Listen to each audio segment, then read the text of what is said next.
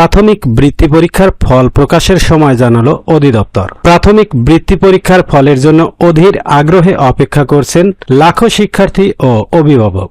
ঈদের আগেই রেজাল্ট প্রকাশের গুঞ্জন শোনা গেলেও ফল প্রকাশে আরও কিছুটা সময় লাগবে বলে জানিয়েছে প্রাথমিক শিক্ষা অধিদপ্তর। প্রাথমিক শিক্ষা অধিদপ্তরের উপপরিচালক ASM সিরাজউদ্দৌহা ফল প্রকাশের সর্বশেষ আপডেট জানিয়ে বলেন, ফল প্রকাশে আরও অন্তত 10 দিন সময় লাগতে পারে। আশা করি আগামী 15 জুনের মধ্যে ফল প্রকাশ করতে পারব। কেন ফল প্রকাশে বিলম্ব হচ্ছে? অধিদপ্তর সূত্রে জানা গেছে, এবার শিক্ষার্থীর সংখ্যা এবং বৃত্তির সংখ্যা অনেক বেশি হওয়ায় তথ্য নিখুঁতভাবে যাচাই করতে বাড়তি সময় লাগছে। আইনি জটিলতার কারণে কয়েক দফা পিছিয়ে গত 15 থেকে 18 এপ্রিল এই প্রাথমিক বৃত্তি পরীক্ষা অনুষ্ঠিত হয়েছিল। বর্তমানে IPEMIS সফটওয়্যারে নির্ভুল ফল আপলোড করার জন্য দিনরাত কাজ করে যাচ্ছে আইটি টিম। দেখে নেওয়া যাক এক নজরে পাশের হার ও বৃত্তির কোটা।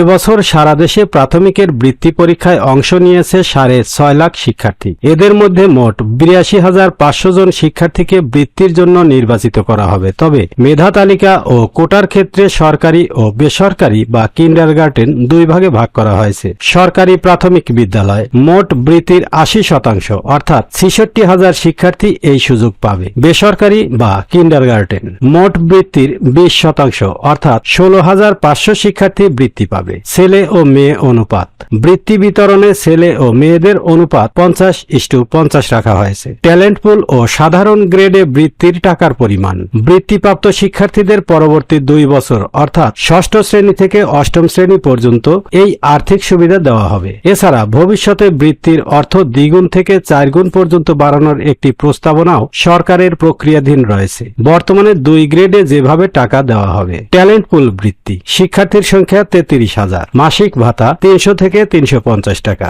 এককালীন অনুদান 225 টাকা। সাধারণ গ্রেড বৃত্তি, শিক্ষার্থীর সংখ্যা 49,500 জন, মাসিক ভাতা 225 টাকা থেকে 250 টাকা পর্যন্ত, এককালীন অনুদান 225 টাকা।